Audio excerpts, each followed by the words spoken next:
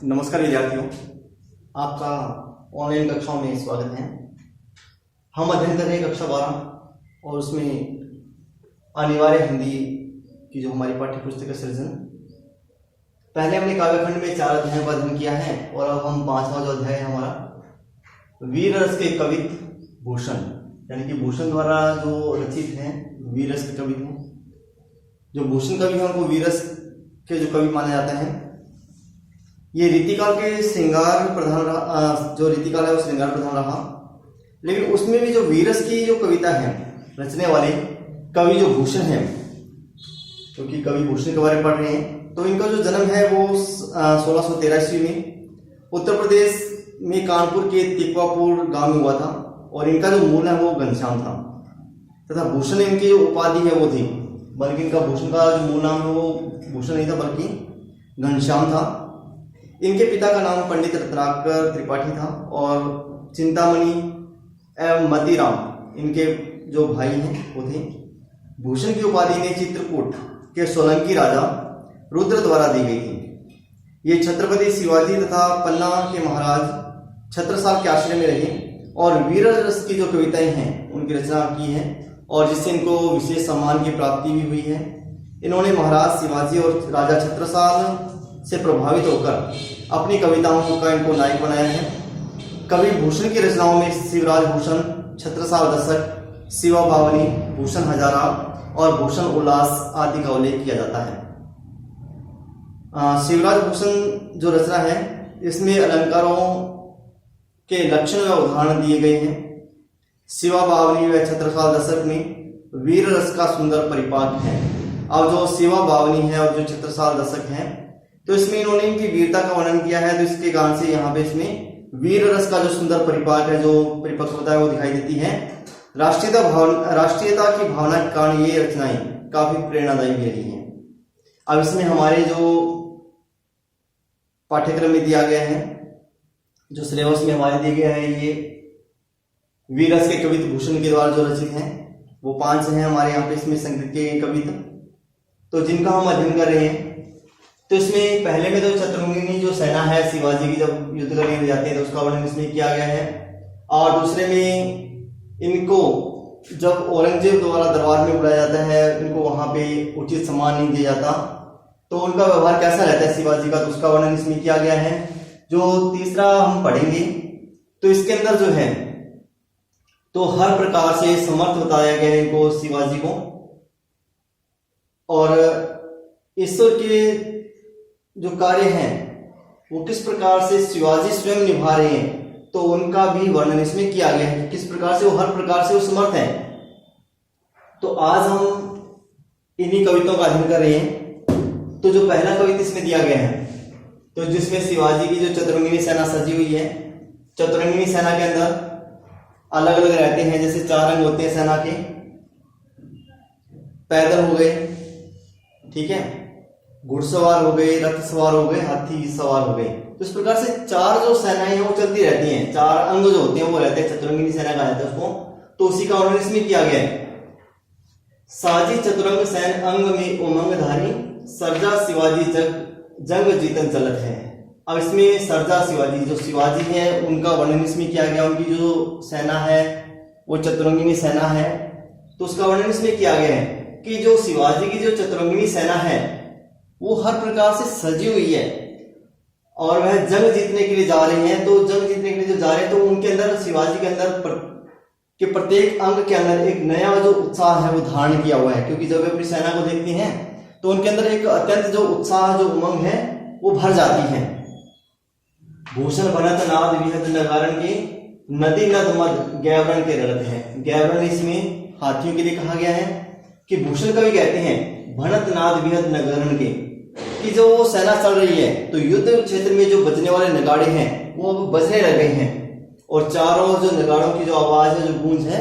वो सुनाई दे रही है। नदी नद मद गैवरण के रथ है, और जो हाथी हैं उनका जो मद जो है,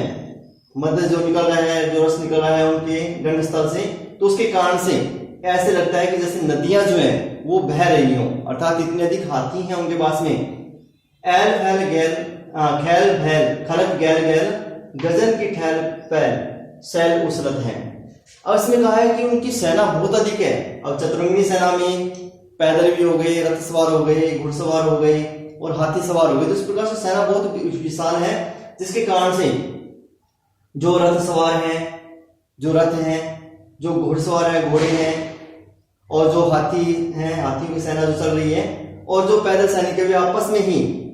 भिड़ते हुए जा रहे हैं, आपस में इतने अधिक, यानी कि रास्ता छोटा कह सकते हैं, अपने रास्ता तो काफी बड़ा है, लेकिन इतनी अधिक सेना होने के कारण से वो आपस में एक दूसरे से भिड़ते हुए जा रहे हैं। गजन की ठहल पैल सैल उसरत है, और हाथियों की जो ठहल पैल है, यानी कि हाथियों जो चल रहे हैं, तो उनके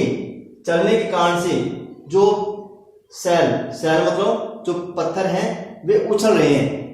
जो पत्थर टूट टूट कर उछल रहे हैं। तारा सो तरणी धुरी धार में लगत जिमी, थारा पर पारा पारा वारियों हलत है। अब इसमें कहा गया कि जब सैनिक चल रहे, अत्यंत विशाल सेना जब चल रही है, और चलने के कारण से स्वाभाविक है कि रास्ते के ऊपर से धूल भी उठेगी। अब धूल उठने के कारण से किस प्रकार का वहां पे वातावरण हो गया, किस प्रकार से हमें वो उस समय का जो वातावरण दिखाई दे रहा है, तो उसका ऐसे वर्णन भूषण द्वारा किया गया अपने शब्दों में।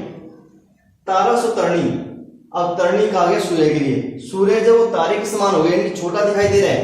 किसके कारण से, धुरी धारा में लगत जिमी, कि जब सैनिकों द्वारा चलने से जब धूल उठ रही है, तो धूल के उठने के कारण से जब धूल आसमान में चलेगी, तो आसमान में जाने के कारण से जो सूर्य है वह भी तारे के समान चमकता हुआ प्रतीत दिखाई दे रहा है। थारा पर पारा पारा वारी हलत है, और जब वो चल रहे हैं, सेना चल रही है,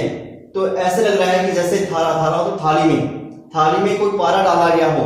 तो वह हिल रहा हो। अब इसमें पारावार समुद्र के लिए कहा गया है कि समुद्र जो है वो थाली में डाले हुए पारे के समान हिलता हुआ प्रतीत हो रहा है, और समुद्र भी जो कि अत्यंत विशालता के लिए रहता है, वो भी पारे के समान दिखाई दे रहा है, और वो भी थाली में डाले हुए पारे के समान प्रतीत हो रहा है। तो इस प्रकार से कवि ने जो है शिवाजी की जो सेना है उसका अत्यंत अतिशयोक्तिपूर्ण वर्णन कह सकते हैं किया है, और हर प्रकार से जो चारों अंग है वो सजे हुए हैं, जिसके कारण से शिवाजी के अंदर प्रत्येक अंग के अंदर एक नया उत्साह जो उमंग है वो जग जाती है जब वे अपने शत्रु पर विजय प्राप्त करने के लिए जा रही हैं। इसमें अनुप्रास अलंकार भी है, और गैर गैर शब्द आने कारण से इसमें पुनरुक्ति प्रकाश अलंकार भी है, क्योंकि एक जैसे शब्द आ रहे हैं, एक युक्ति बार बार आने कारण से यहाँ पे पुनरुक्ति प्रकाश अलंकार है। दूसरा, सबन के ऊपर ही ठाड़ो रहीबो को के जोग, ताही घरों की 6000 के नियरे। अब इसमें मैंने पहले बताया था कि जब औरंगजेब शिवाजी को अपने दरबार में बुलाते हैं और इनको उचित सम्मान नहीं देते, तो उस समय इनका कैसा व्यवहार होता है, किस प्रकार शिवाजी करते हैं शिवाजी जो है, जिसके कारण से औरंगजेब जो भयभीत हो जाता है, उसकी सेना, उसके जो सैनिक है, सिपाही जो है, जो सभापति हैं, वे भी भयभीत हो जाते हैं, और भयभीत होने के कारण से उनका कैसा हाल होता है, तो उसका वर्णन इसमें किया गया है कि सबन के ऊपर ही ठाठो रहीबे के जोग। अब कवि भूषण कहते हैं कि सभी के ऊपर ठहरने की योग्य, अर्थात सभी में श्रेष्ठ है जो, ताही खरो की 6000 के नियरे। तो उस शिवाजी को 6000 यानी कि जो छोटे मनसादार हैं उनके बीच में उनको खड़ा किया गया है कि उनको उचित सम्मान नहीं दिया गया। जानी गैर मिसिल गुसीले गुस्साधारी तुरक किनो नया सलाम नया वचन बोले शेरे। अब ऐसा देखकर उन्होंने अपने अंदर अत्यंत जो गुस्से को भरा हुआ है, अत्यंत वो क्रोधित हो गए हैं, तो जिसके कारण से उन्होंने औरंगजेब के आने पर उनको ना ही तो सलाम किया है, ना ही कोई प्रिय वचन ही कहे हैं। भूषण बढ़त महावीर बलकन लाग्यो, सारी पातशाही के उड़ाए गए जियरे। अब कवि भूषण कहते हैं कि मौका मिलते ही, अवसर मिलते ही जो शिवाजी हैं अत्यंत वीर हैं, और वे अपने जो पराक्रम को प्रकट करने लगे, अपने गुस्से को प्रकट कर रहे हैं, जिसके कारण से सारी पातशाही के उड़ाए गए जियरे, जिसके कारण से जो बादशाहत है, जो सभा है, जो सभा में बैठे हुए सेनापति हैं, जो दरबारी थे, तो उन सभी के जो हृदय वो तेज गति से धड़कने लग गए हैं, क्योंकि उन्होंने शिवाजी की जो वीरता है उसकी कहानियां किस्से जो है वो सुन रखे थे, जिसके कारण से वहां पे बैठे हुए जो सभासद कह सकते हैं, जो सेनापति थे, जो सैनिक थे, जो योद्धा थे, वे सभी जो है उनके हृदय कांपने लग गए हैं। तमकते लाल मुख शिवा को निरखी भई, श्याम मुख नौरंग सिपा मुख पियरे। कि तमक मतलब गुस्से के कारण से शिवाजी के लाल मुख को देखकर, यानी कि शिवाजी का जो लाल मुख हो चुका है क्रोध के कारण से, क्योंकि स्वाभाविक प्रक्रिया है कि जब भी किसी को गुस्सा आता है तो उसका चेहरा जो अत्यंत लाल हो जाता है, क्रोध से भर जाता है, तो उसी प्रकार से शिवाजी का जो मुख है गुस्से के कारण से लाल हो गया। ऐसा देखकर स्याहमुख नौरंग, नौरंग औरंगजेब के लिए कहा गया है, जो बादशाह उस समय के थे। औरंगजेब का जो मुख है वो काला पड़ गया है, अब वो भी भयभीत हो गए हैं। सिपाहमुख पेरे, और शिवाजी की वीरता की याद आते ही जो सिपाही हैं उनके मुख भी पीले पड़ गए हैं, उनके मुख की जो हवाइयां थी वो उड़ चुकी हैं, अर्थात वे भी अत्यंत भयभीत हो चुके हैं। तो इस प्रकार से शिवाजी जो हैं उनको सभी राजाओं में श्रेष्ठ बताते हुए तो किस प्रकार से वो अत्यंत वीर हैं ऐसा इसे बताने का प्रयास किया गया है। और उनकी वीरता के सामने जो है, उनके क्रोध के सामने जो औरंगजेब जो उस बादशाह था वह भी अत्यंत भयभीत हो जाता है, उसके जो सिपाही हैं वे भी भयभीत हो जाते हैं, ऐसा वर्णन इसमें किया गया है। इसमें अनुप्रास अलंकार का प्रयोग किया गया है। आगे देखते हैं अपने तीसरा, कि तेरे ही बुझाने पर भूतल को भार, कहिबे को शेषनाग दिगनाग हिमाचल है।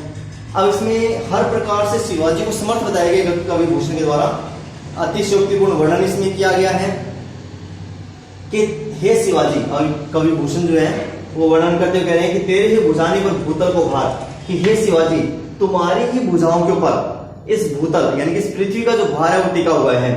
कहिबे को शेषनाग दिगनाग हिमाचल है। अब दिगनाग का आगे कि दिशाओं रूपी हाथी, कि कहने को तो शेषनाग ने, दिशाओं रूपी हाथियों ने और हिमाचल ने, जो हिमालय है उसने इस धरती के भार को वहन कर रखा है, लेकिन वास्तविकता में तुमने ही अपनी भुजाओं के ऊपर इस भूतल के भार को वहन कर रखा है, उठा रखा है। तेरो अवतार जग पोषण भरणहार, कछु करतार को नैता मधी अमल है। अब इसमें कहा गया कि जो ईश्वर है